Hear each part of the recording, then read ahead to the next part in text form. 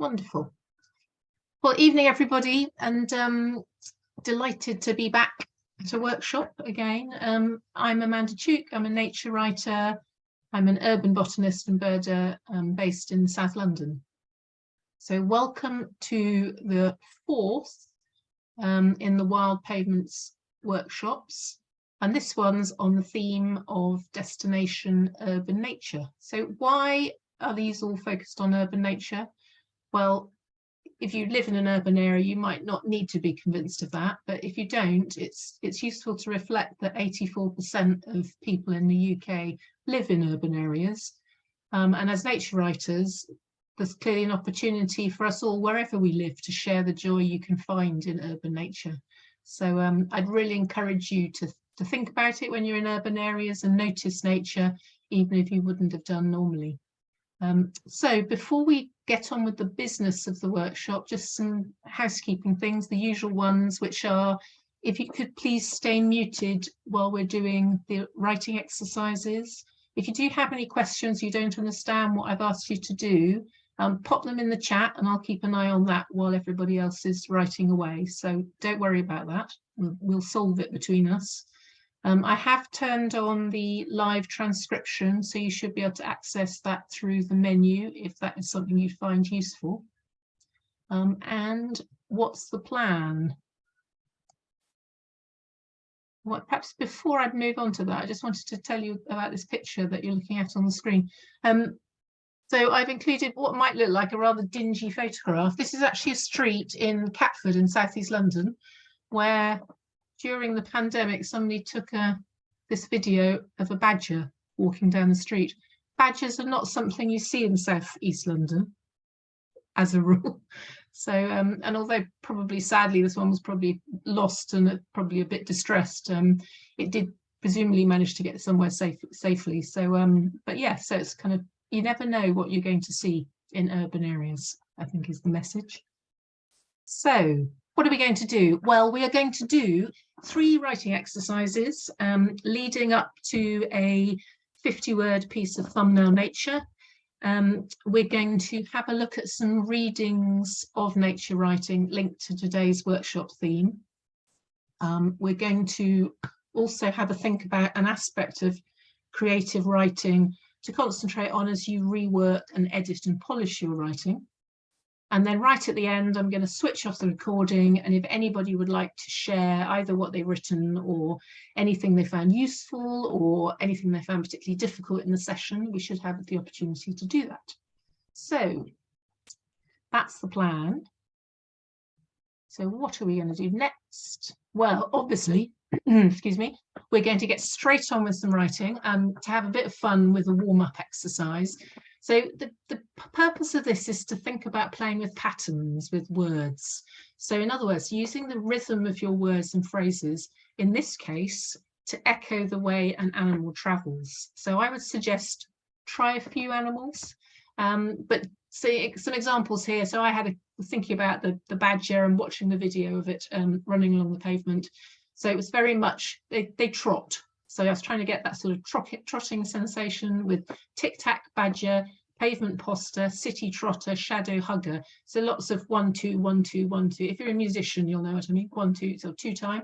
And then for a great spotted woodpecker, which are known for doing 3 flaps and then gliding. So I was trying to see if I could get the 3 flaps gliding feel into my writing. So great spotted flying, flap quick flap gliding, pied arrow sliding, through branches prizing. So I'm just playing around with the words, playing around with the syllables.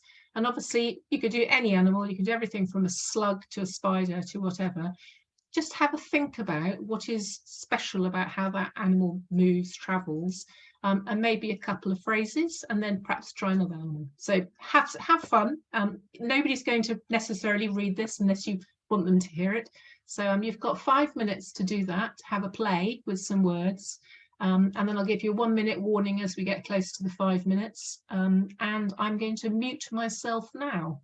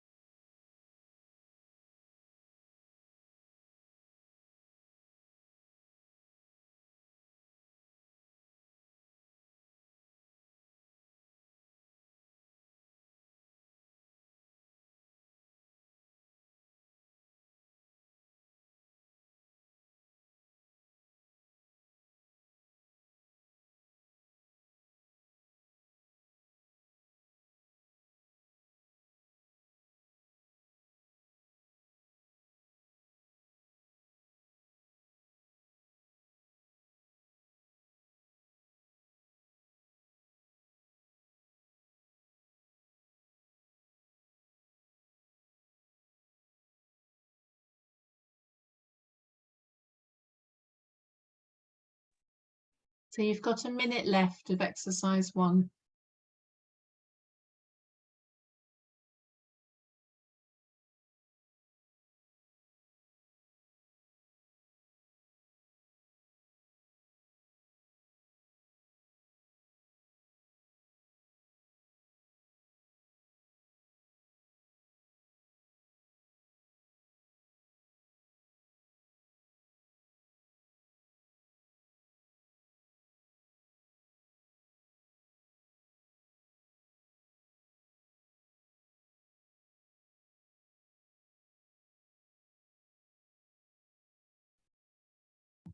Okay, I'm going to stop you there.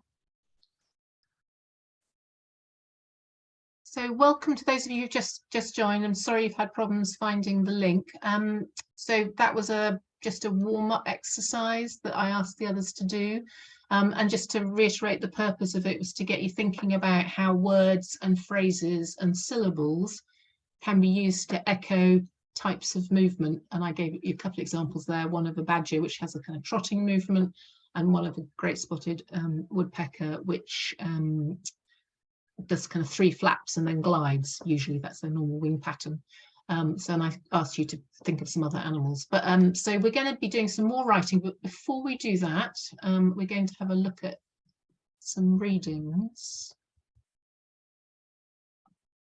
So so for this bit, we're going to have a think about how other writers have talked about nature journeys, which was the topic of today's workshop. So my pal Paul, who's on the call, has very kindly agreed to share out some of the reading, so you don't have to listen to my voice all the time. So I suggest, Paul, that we alternate. Are you there, Paul? Yeah, I'm here. Good. Fantastic, fantastic. So Paul, if it's okay with you, do you want to deal with Anita Sethi, and then I'll do John Clare, and then etc., and tell us what you liked, thought was relevant to the topic. That would be great. Lovely. So this is Anita Sethi from I Belong Here. I walk further on from the footbridge, continuing along the River Aire as it pulses and flows, making music all of its own. I sit down for a while in wide open pasture by the river, my feet dangling over its edge, delighting in being so close to the wild energy of the water. I think of all the miles I have walked and all those still to go.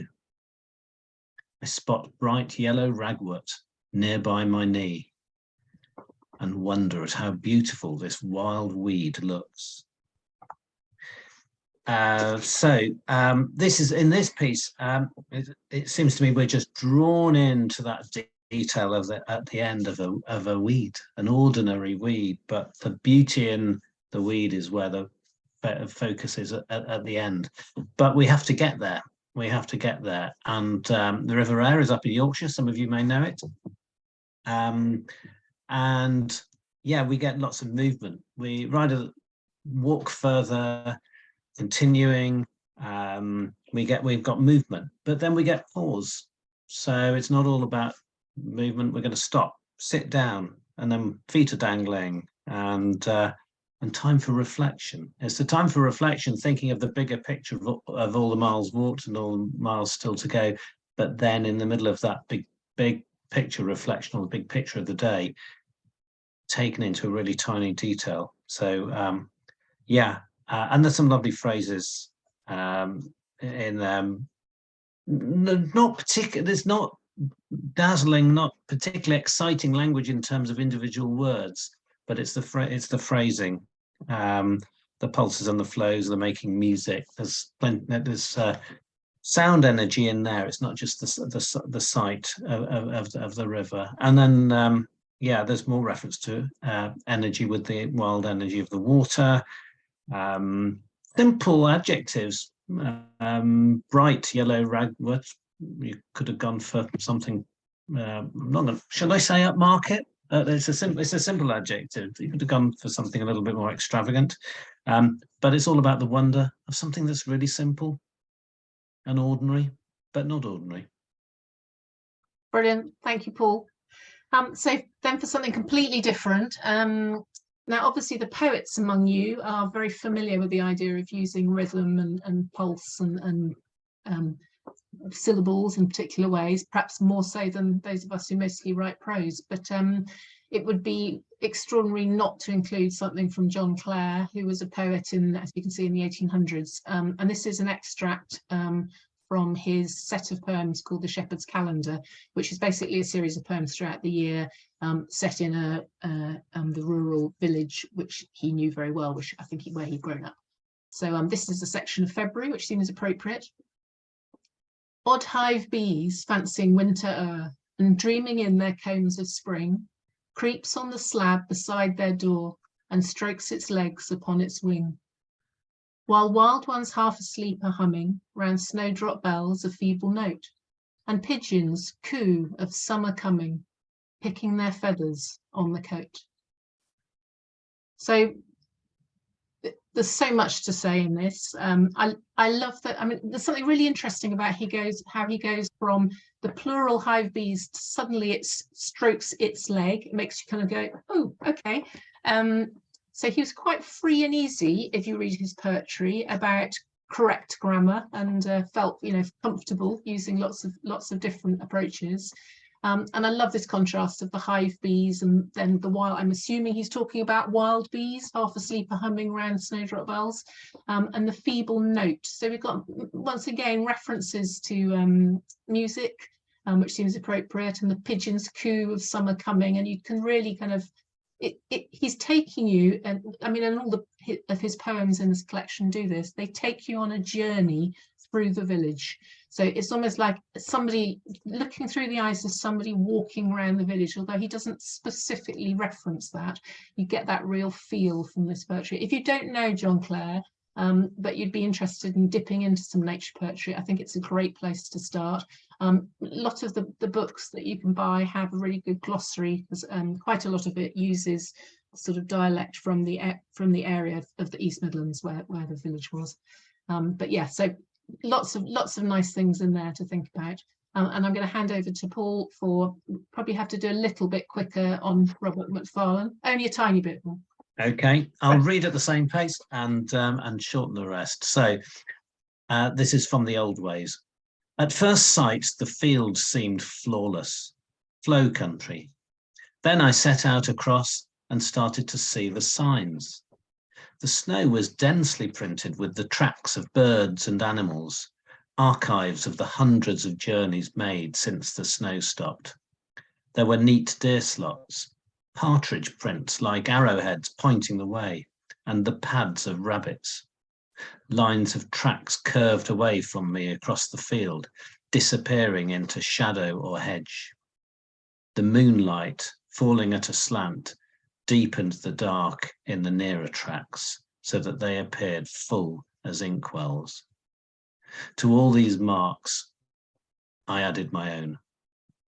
So I'm going to just start at the end. To all these marks, I added my own is wonderful. It's the reference to himself in his own movement is relegated to the end and delivered so simply, going across this flawless bit of land, which is anything but. It's a beautiful way of delivering that. So lots of great images. I'll just select some of my favorites. I can't not refer to archives. That one word, archives of the hundreds of journeys, to me is archives, sensationally chosen word. And then very precise with with deer and then the partridges. That's my favorite one there. Arrowheads pointing the way. I've got an absolute picture of partridge footprints. And then the way that the tracks disappear into the shadow or the hedge and leaving plenty to the imagination. And then building, I would say, to a wonderful image with in the dark, because you're not told it's moonlight, you're not told it's dark until quite late in this. And then the full as inkwells is very, very lovely. Yeah, I love that full as inkwells. That's a very Robert Macfarlane thing to say, isn't it? You can imagine him in a Victorian schoolroom. But who else has seen inkwells, frankly? But anyway, so and then finally, last but not absolutely not least, this is a piece by Paul himself. From his essay called Ends the Land Suddenly, which is in The Clearing, Little Toller's The Clearing journal. I really recommend going to read it. It's a fabulous essay. Well, I'm sure you won't mind. I hope you're not too embarrassed if I say that. And it's about the Spurn Peninsula in East Yorkshire. So what's, I think, wonderful in this piece, which I will read, is the way that Paul links his history with the wider history of the Spurn, its military history, etc. And most importantly, its nature. So here we are. I'm ready to leave my bunker, to wander over the humped and hollowed ground. From the humps I see swallows, hear whitethroats, spot gulls, and a pair of oyster catchers on the beach. In the hollows I catch the buzz of a bee, take in the coconut aroma of the abundant gorse, sidestep the sea holly, which promises violet delight in high summer. I'm retreating over ground trodden by soldiers, by friends, and by me. And I think what's interesting actually is the point that, Paul, you just made about Robert Macfarlane. In many ways, to all these marks I added my own. I kind of feel that the way that little paragraph of yours ends echoes it, which just accidentally we put those side by side. I love I'm retreating over ground trodden by soldiers, by friends, by me. I think that's a wonderful way, but of ending something that captures the vivid sights and smells and sounds of that area. And yeah, absolutely, make sure you're going to have a look at Paul's piece. It's really worth a read. So that's a little taste of the kinds of things other people have written about nature journeys. So hopefully that's provided you with lots of inspiration for exercise 2. So I'm hoping that as many of you as possible got a chance to do your pre-workshop activity. So this was the idea of making an urban nature journey, and to use that as your starting point for this exercise. So what I'm going to ask you to do, without overthinking it, so at this point you're not thinking, how can I do my most beautiful writing ever? What I'm going to ask you to do is simply describe your experience of making that urban nature journey. So let's not put barriers in the way, just get some things down on screen or on paper, however you choose to write. And you'll have about 10 minutes to do that. Now, if you didn't get a chance to do it, which happens to everybody, so don't feel bad about that, the workaround is to feel free to work from the memory of a familiar route.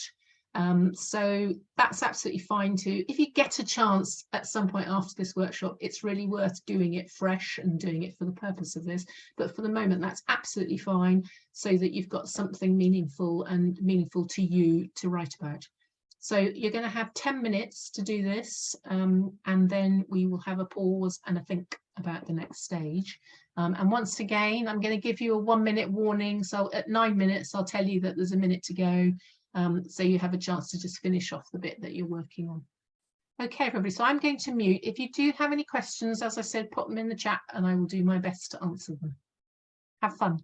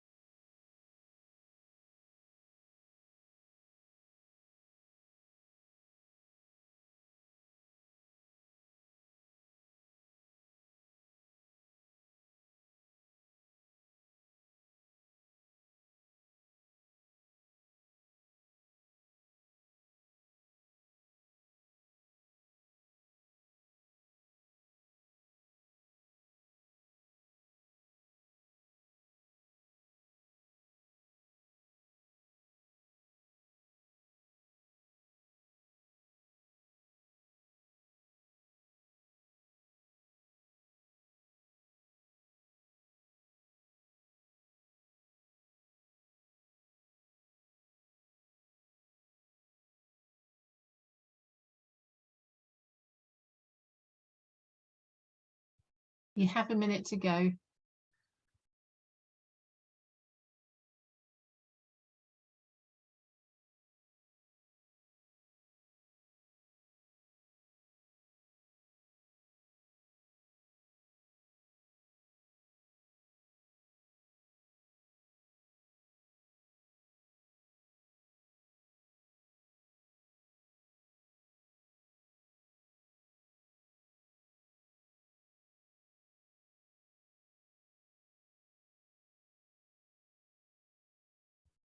Okay, I'm going to ask you to pause there. A little stretch, roll your shoulders. If you're anything like me, you sit there all hunched over, so it's always good to think about that. Okay, so let's have a little pause from that and have a think about what you might do with what you've now written. So I just wanted to share with you something that I've been experimenting with. So we've talked a little bit already right at the start with the warm-up exercise about rhythm. So what I'm going to talk you through is a kind of before and after exercise. So here are two bits of my thumbnail nature. So the first one, the before, we had a challenge among a group of writers to write something on the theme of optimistic.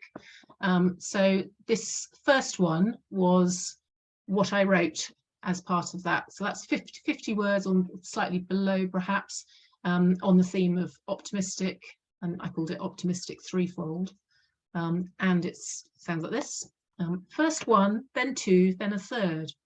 Barely an acorn's throw apart, 3 song thrushes perch proud, flex 3 syrinxes, sculpt 3 repertoires of repeated whistles, burbles and trills.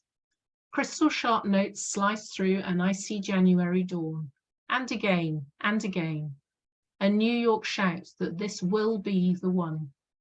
And syrinxes is just what you call a bird's larynx. That's the word for that. So that's what I came up with at that point. So, and then I was thinking, what if I had been really thinking about the rhythm of what I was writing? How might I have written it differently? So I literally looked through it all and thought about the ordering of words so that emphasis and syllables would come in different places. I thought about the number of syllables in each phrase. I played around with it, and actually it was lots of fun, really. So I really recommend having a think about this. So the final piece, which I will read you, is not hugely different, but there are bits in it that to me sound much better the second time around, because I was thinking more about ordering. I suppose in my mind, perhaps I was thinking more like a poet than a prose writer. And I just thought that was a healthy thing to have a go at doing. So the second time around is this: optimistic threefold. First one, then two, then a third thrush over. Barely apart an acorn's throw. These songsters perch proud. Trio of syrinx flex, and songlines sculpt whistles, burbles, trills on repeat. Crystal sharp notes slice an ice Jan dawn, and again. New Year shouting that this will be the one. So I've played around with things like shortening January, and as I said, so it's not on first look, it's not hugely different, but I've played around, as I said, with where the words fall in each of the phrases and the amount of syllables in each phrase.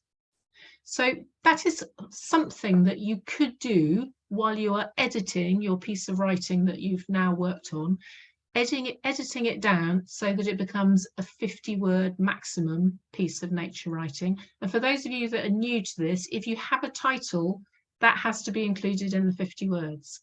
So I'm not imagining that you will necessarily finish this next exercise in the time we have, but the idea in exercise 3 is to rework what you worked on in exercise 2 into your polished piece of thumbnail nature. So the theme is destination urban nature, but you don't have to use that as a title, but that's the theme. And if you feel like it, if you'd like to have a go, then consider using rhythm to convey movement and pulse and that idea of traveling. It's not compulsory. So if you don't feel comfortable doing that, you just want to work on your piece, that's fine too. But for those of you, several of you have done lots of these, and I think it's always good to take a new look, a new slant at things. So you're going to have slightly less than 15 minutes for this, but once again, so it'll be something like 13 minutes, 12 or 13. And once again, I'll give you a minute's warning as we get close. So over to you.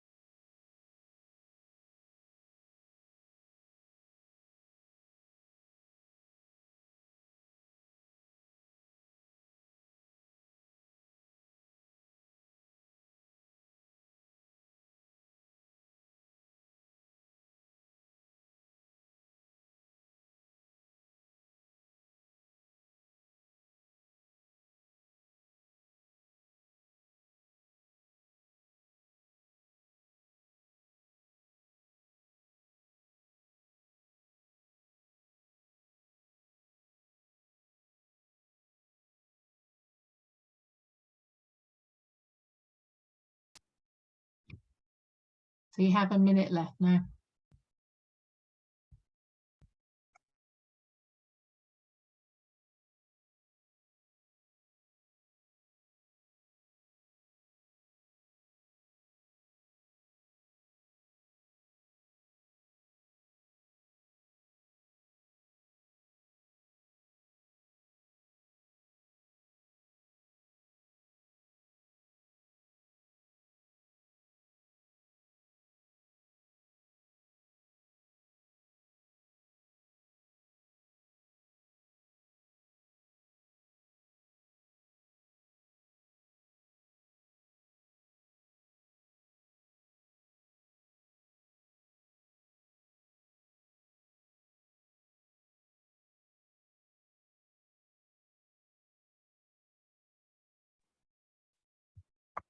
So hopefully you now feel you've made some progress on your thumbnail. So I'm going to stop you there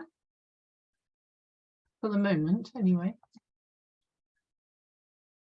And amazingly, I can't ever believe how quickly these workshops pass by, the time in the passes by.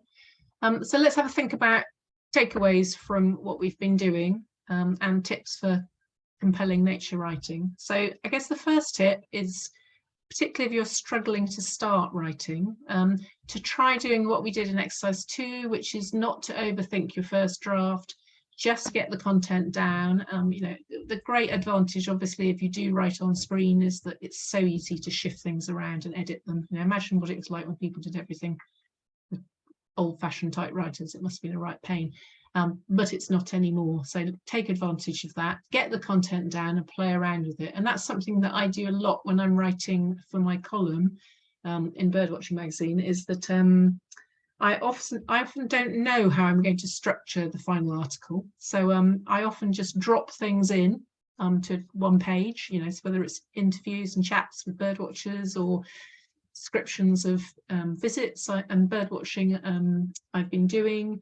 And then right at the end, then I think about weaving it all together. So it is one approach. And if you do struggle with, as I said, with starting, that can be a way of starting.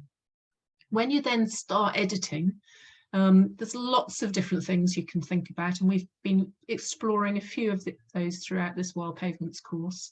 But today what we were thinking about was making deliberate use of rhythm. So, you know, particularly if you've never written poetry, but let's borrow from those brilliant poets and think about how you can use rhythm to create the kind of emphasis you want, or to create a pattern to add to your writing.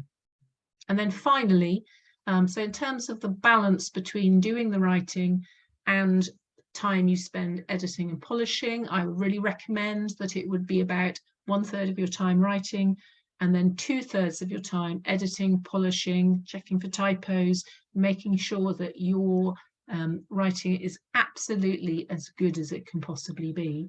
And that is something that if you have any aspirations to get your writing published, or if you've already had it published, and you'll know that editors will love that. They'll love to receive writing that's of print quality, and that means you're much more likely to get future commissions.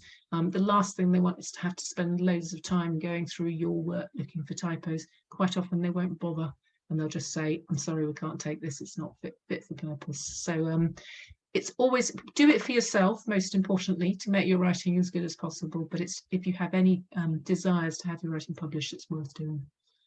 So those are the tips. And in terms of what happens after this workshop, for those of you who are new to it, I think there's a couple of you here that are, if I've got that right, do please give back 50 words on the theme of destination urban nature.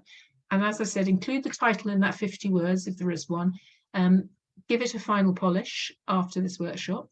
And if you'd like your piece of thumbnail nature on the theme to be considered in an online anthology on my blog, please email it to me at that email address before midnight this coming Sunday, the 12th of February.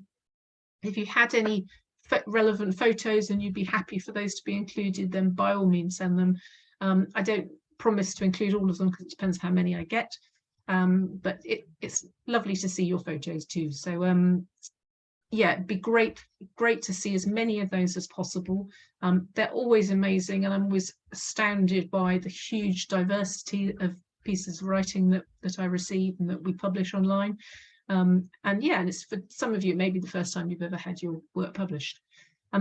However, if you're not ready to go public yet with your writing, please at least share your piece of writing from today with one other person. As I always say, and I'm not joking about this, make sure you pick that person very carefully. There's certain, I certainly know in my circle there's some people I would never share a first piece of writing. So somebody that you trust, that you think will be kind and generous, is what you need to build your confidence, and then perhaps at the next workshop you'll be ready to send it in to be included in the anthology. Anyway, so I hope you've enjoyed that experience. What I'm going to do now is turn off the recording and get rid of the screen share, and see who would like to